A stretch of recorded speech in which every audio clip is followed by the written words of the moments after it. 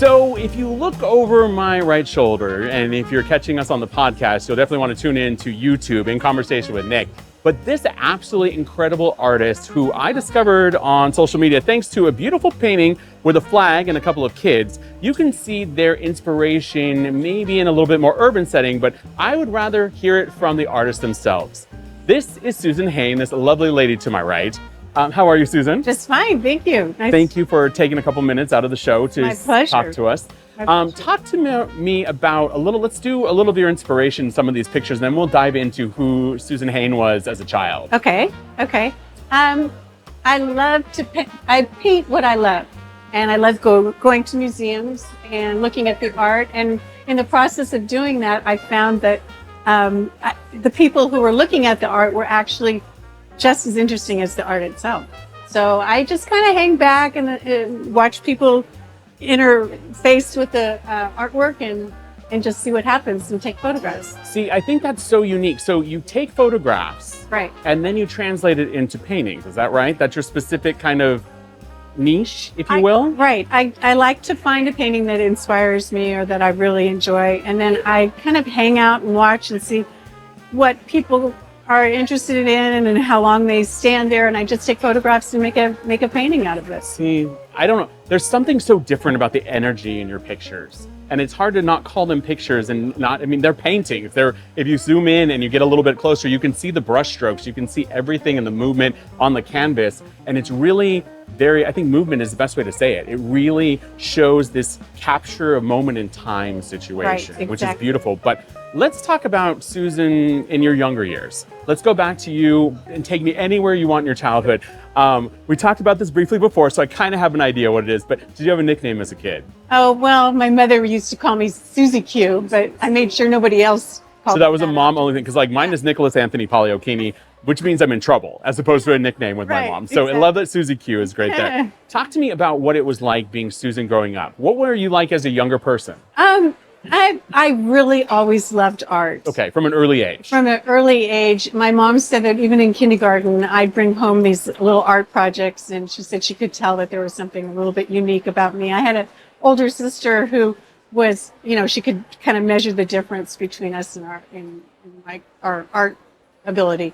But as the years went on, I just was always interested in art, and in high school, I got awards in art. It just was always a part of my life. And in good times and in bad, this was the thing that, spoke to me. And is this style something that you started honing at a very early age, or is this something that's new for you?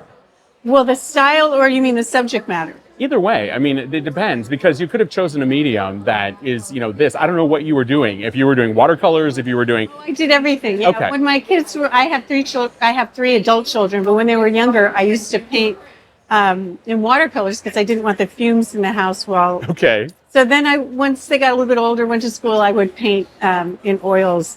And when they were younger, I used to put my painting on top of the mantel in my family room and turn on Sesame Street, and I had 3 solid hours to paint because they would be mesmerized by that. But I think you and in a lot of the conversations that we've had here at the Festival of Arts and talking to these incredible artists such as yourself, it's that balance of, the past and the present, and being able to be a parent, right, and be a spouse, because you also are married. Right. In fact, Hoehn, let's talk, and if you can zoom up above my head right now, because I want you to see Susan Hoehn. That is correct, just like Poliokini, which is always unique and trying to figure that out. Susan Hoehn, talk to me about your background, and then let's talk about your husband's background. My background as far as what nationality? Or anything, just like you. So I guess maybe that is, what's your heritage? We'll put it that way. My father was French and my mother was Italian. So what's your maiden name? Villajou. Okay, which is like Poliokini, Villajou, fantastic. Villajou, yes. And then you met Mr. Hoehn. Mr. Hoehn, which I got a really affectionate card from him one Christmas. And I thought, gosh, who's this guy, Philip Hoehn? I knew him as... See? I thought I was crazy. Okay. So we were married for 35 years. He passed away about 10 years ago. I'm sorry. And thank you. And it was, this is where my art has always been so special and unique to me, in that it not only fills a void in an emotional way, but it also has supported me It's introduced me to lots of interesting people, collectors, artists, friends, and it's just been such a blessing to have this art in my life. And I think and this is something I've spoken to many of the artists here at the Festival of Arts, it gave you an outlet at a time in your life that you probably needed one. Right. And you've always been an artist, exceptionally talented with so many things that you've shared.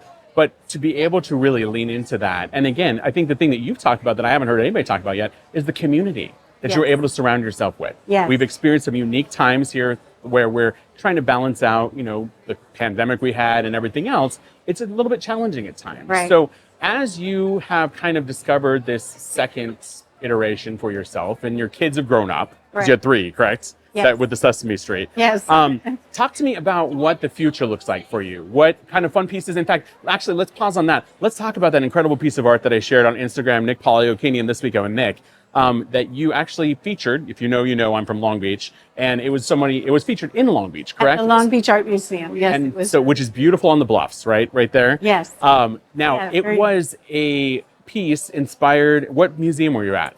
I was at the Broad Museum. Oh, okay, in LA. downtown LA. Okay, got it. And it was interesting because it was right around the time of Black Lives Matter. Okay. And there were these 2 black children looking at Jasper John's flag. Which is, and now, what medium is the actual original flag? Do you remember? Is it painted? Is it a photograph? No, it's a painting. Okay. I'm not quite sure what the medium is. Which is fine, but I mean, it's because you have, and again, this kind of goes to the movement in this picture over our shoulders that you see.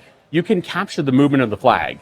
You can capture the movement of the children in the museum. And I think that's what really caught my eye, because when you're looking at social media, so much of it is all about attention grabbing. Right. It was such an incredible slice of time. It was that moment in time where you were there and you happened to capture it. And it was so incredible. And coming out of 4th of July, here we are in July, and it's been patriotic time period and my sunglasses and everything else. But I think that's it. And so I think from that and all of these incredible pieces, what does the future look like for you? What museums haven't visited that you maybe want to go find inspiration at? Yeah, that's an ongoing thing. I love going to museums, so wherever I can find in my travels. I was in Paris in May, and so this is the d'Orsay Museum in Paris.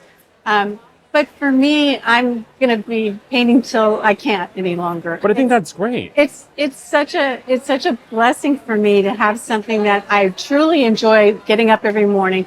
I get up early, I pull my hair back in a ponytail, grab a cup of tea, and go out to my studio, and that's when I'm as freshest. And I just paint, and I paint till I can't.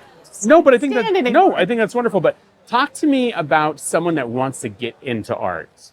If you had something anecdotal, something you've learned over the years, a pearl of wisdom that you can pass along, because I think the biggest thing that I have been able to find in this conversation series is just do you.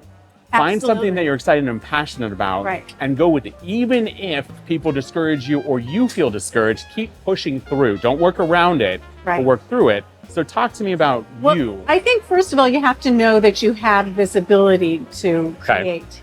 So you hone in on that. And really, it's like, spend as much time and energy in getting better at what you're doing. So this is an ongoing process for me. That's my hope, is to just continue to grow and get better. But I forget what the other part of the question was. Some wisdom to share for people who are looking to navigate the world of art and really follow their passion in their heart. Well, art is, you're putting yourself on the line. Sure. You're out here, you're being scrutinized, and you really have to love it enough to stand up to that scrutiny and just, for me, it's like I'm singly focused on getting better. And I think that's the best thing. If you can compete with yourself rather than the rest of the art community, but just see how good you can be. And that's my goal as I progress in my art career, is just to keep getting better. See, I think that's something that's really special that we don't get to talk about a lot, because we get to see these incredible pieces of art on a canvas, on a wall. We don't get to see the blood and heart and passion behind it. So Susan, this has been amazing, but tell us where we can find out about you on social media, on the web. Where can we learn more about Susan Hoehn? My website is susanhoehn.net, and my Instagram is Susan Hoehn Art. And if not, it's fine, because you can get all the notes about Susan and everyone else here at Festival of Arts and the Pageant of the Masters at thisweekomwithnick.com. Wonderful. Also, Nick Paliocchini and This Week with Nick on Instagram. And also, you'll be able to check out more about the Festival of Arts, the incredible artists like Susan, at In Conversation with Nick on YouTube. So, Susan, this has been a true pleasure. Thank you. Thank you so much, and enjoy the rest of the show. Thank you. Thank you.